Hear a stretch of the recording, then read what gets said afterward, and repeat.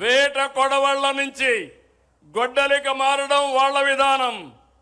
IT నుంచి quantum దిశగా ఎదగడం మన విధానం. Both are not same. దేశంలో ఏ పార్టీకి లేని బలమైన కేడర్ మనకుంది. క్రమశిక్షణ, కమిట్మెంట్, కష్టపడి పనిచేసే మనస్తత్వం ఉన్న కార్యకర్తలు మన పార్టీ సొంతం. అదే మన బలం, అదే మన బలగం. అందుకే అందరికీ చెప్తున్నా, కేడర్ని గౌరవంగా చూసుకోవాలి, సముచిత స్థానం ఇవ్వాలి.